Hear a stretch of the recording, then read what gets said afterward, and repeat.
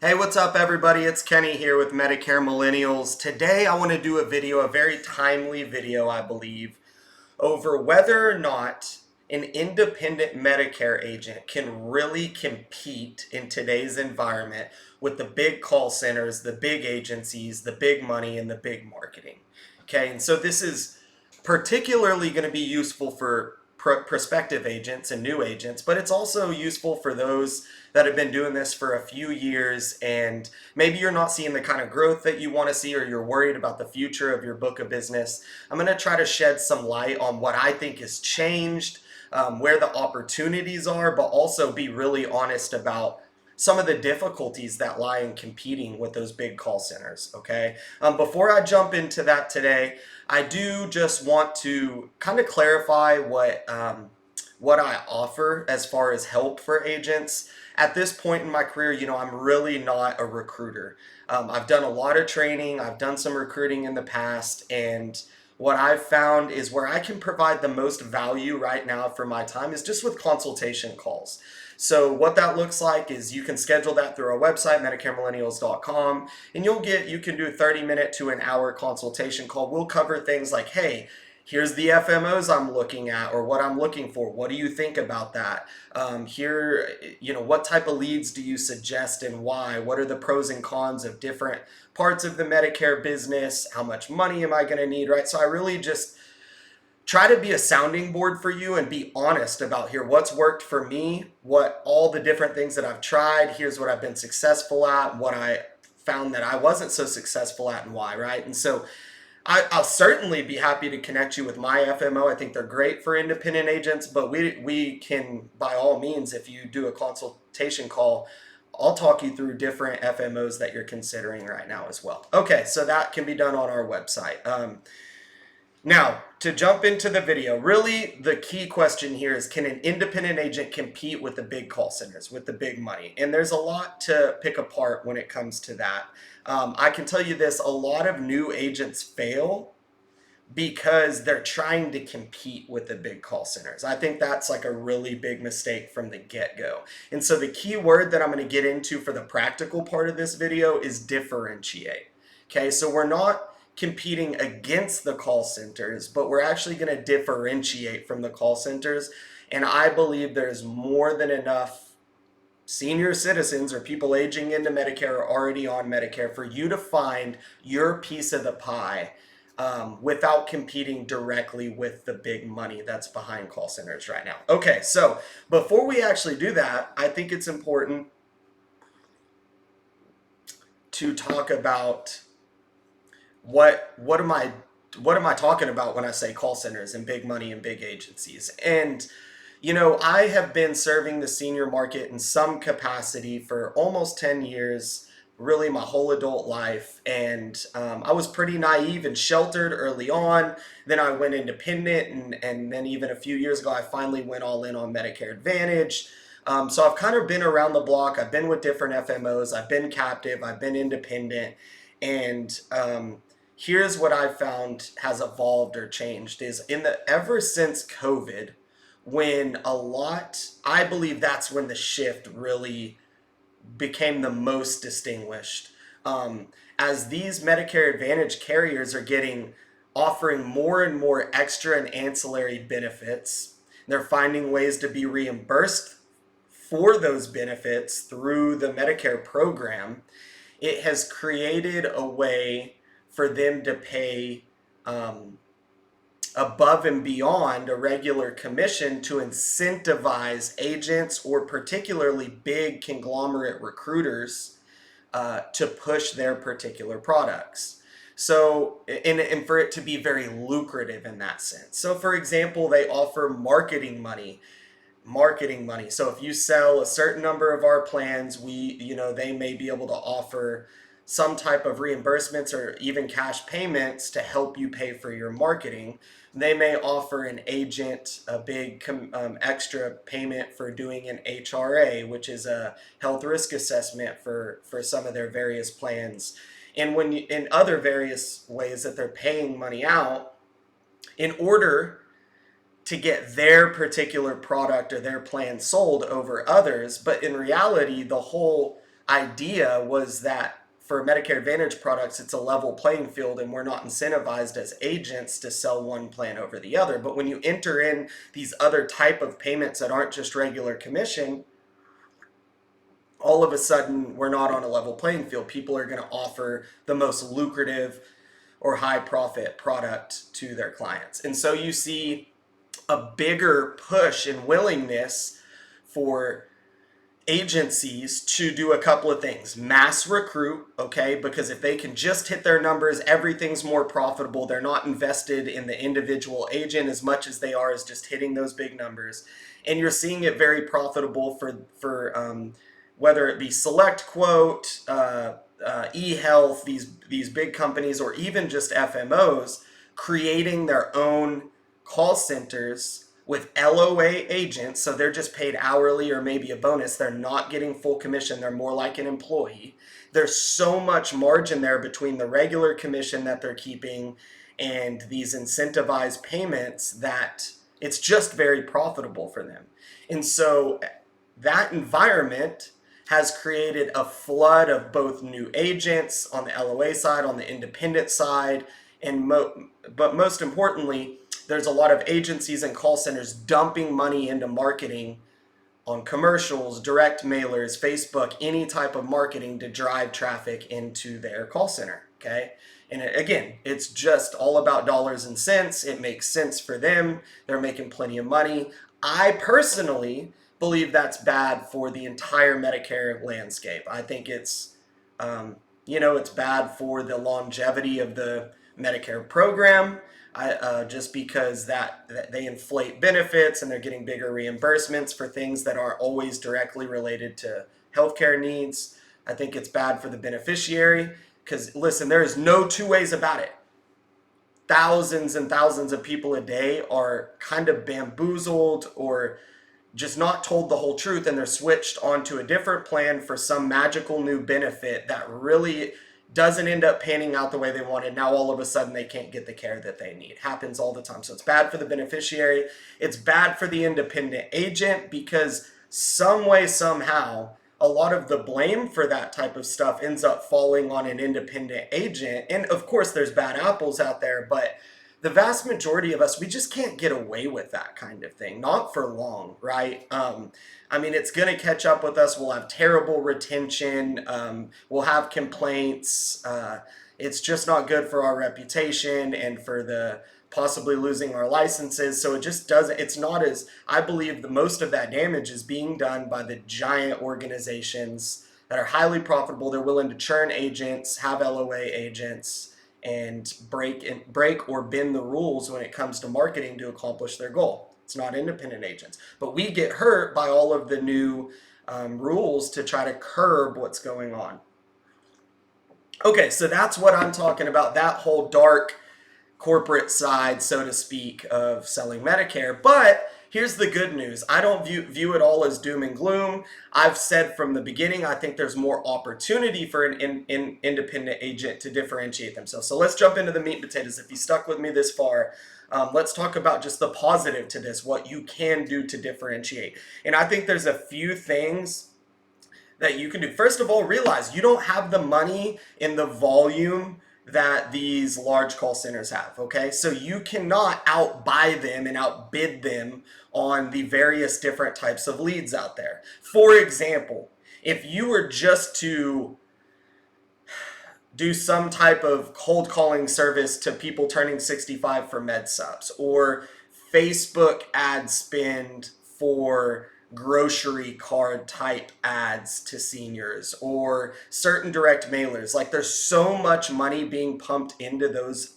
ads by bigger players with more money and volume that drives the cost up and the return rate down for everyone, okay? So that may be sustainable to them. It's not sustainable for me as an independent agent. I don't have the budget or do the volume to be able to justify paying that much and getting that little of return on the marketing expense, okay? So the first area we can differentiate in is leads. Let me give you a few examples. Number one, you've heard this a lot. This is tried and true, and it's organic local marketing, okay? So there are so many different ways you can do this, But the big money just can't do this the way we can, which is, yeah, it does include selling your family and friends, but broader than that, it's getting yourself out there in the community, whether it be a local food bank, a senior center, doing free educational seminars at a senior apartments, networking with smaller doctors networks that you can build a relationship with,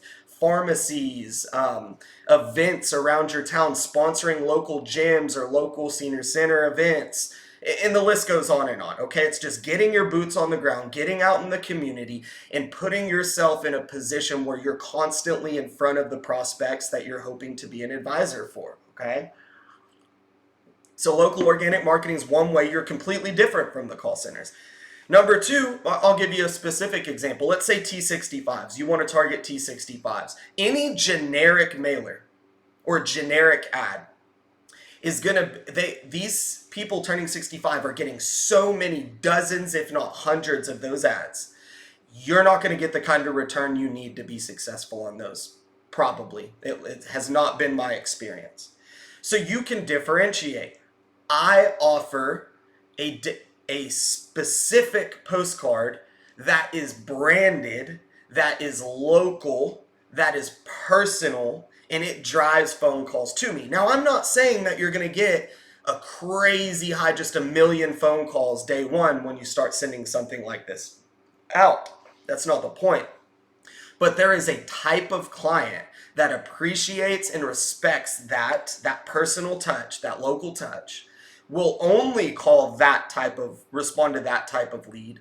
And when they call you, it is a done deal. They are prepared and ready to do business with you. It's your deal to lose at that point. So you get very strong prospects, a better return rate, a better return on your investment, a lot more referrals. You're not competing directly with the call center. That's just another example. I could go on and on. So here was something, and there's some compliance issues with this now apparently, but like 5 years ago, you could just run generic direct mail leads locally and be willing to go door knock those, right? So there's your differentiator. People don't like to answer their phone. Now, the way that works now, it depends on the product you're selling, but I'm just giving multiple examples of how you want to do things differently than the call centers. Don't compete directly with them. All right, let's keep moving on. I mentioned the word advisor earlier. The vast majority of policies that are sold, whether it's on the internet or through a call center, there's no real advising going on. That's where you're going to set yourself apart. Truly, you need to be willing to offer multiple products with no preconceived notion, no financial incentive to go with one over the other. You can quickly set yourself apart with the prospects that you see or the leads that you're calling on by drilling on the fact that you really are an advisor. And so here's an example of how that plays out. If you are doing T65, you will spend all the time needed to slowly walk them through understanding how and when to enroll in Medicare, where to go to do that, how long it's going to take, what the implications are. And you may even be willing to say, everything you're telling me, it sounds like you just are better off staying with your employer coverage. Maybe call me in a couple years when you retire. So that's an example of being an advisor. You're not just pushing straight to the sale. And when you're calling on a lead, you can imagine how that immediately brings the walls down with them. That's the type of strategy we're going after here.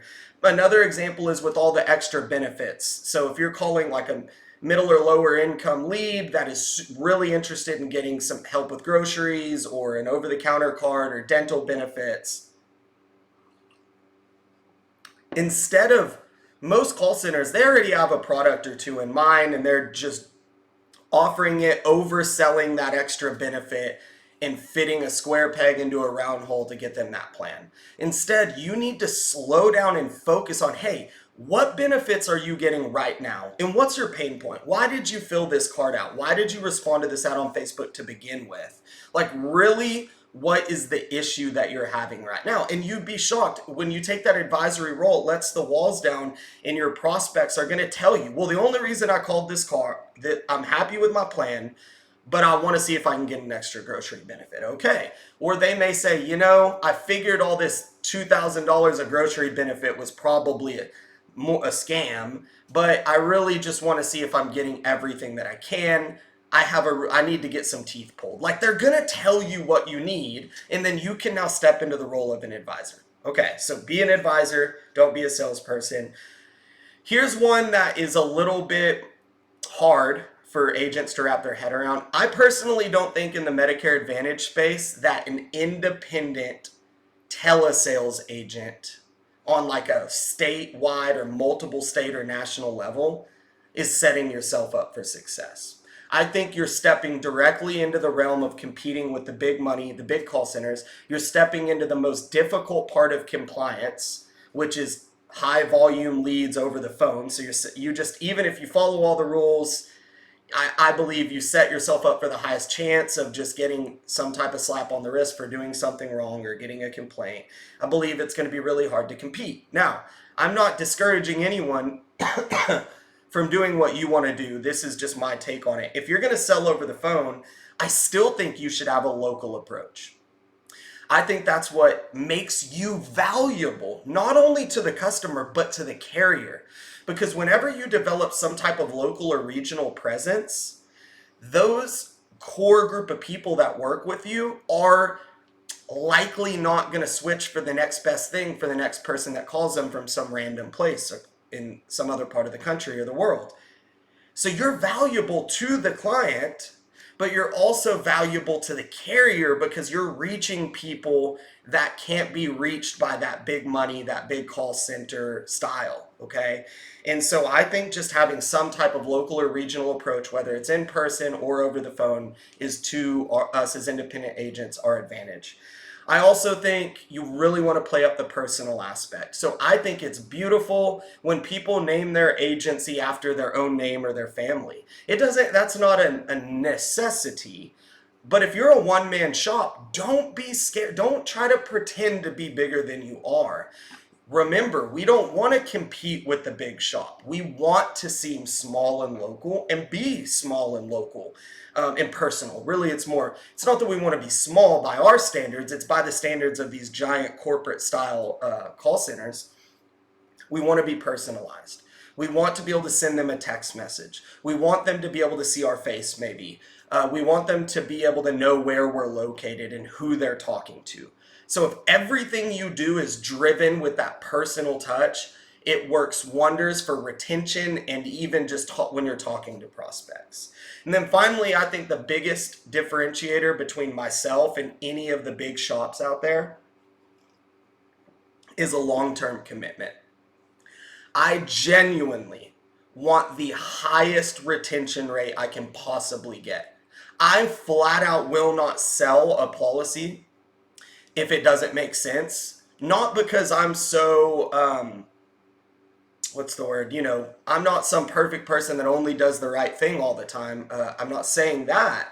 Try to do what's right, of course, but it's better for me if I only make the sales that I am not constantly trying to go back and save or constantly taking customer service calls on. I am offering you not only help today, but every year at every time something changes or the next open enrollment comes, you can count on me again. And that behooves me because I don't have a high profit margin. I have a low profit margin that pays out long term. So I need to keep you around. Sell that. Sell the long-term vision that they can count on you not only today, but during the next open enrollment period or the next time that an entire network of hospitals pulls out of their plan, they know who to call. They know who's going to be there to help them. So, gosh, I could go on, but this video has already almost been 20 minutes. The key takeaway here is there are both opportunities and really big negatives to competing against the call centers. My biggest advice to you is to plug in with an organization or a partner, an FMO, that is going to help you differentiate and not kid yourself that you can compete directly against the call center. So I wish you guys the best of luck. Have a wonderful week.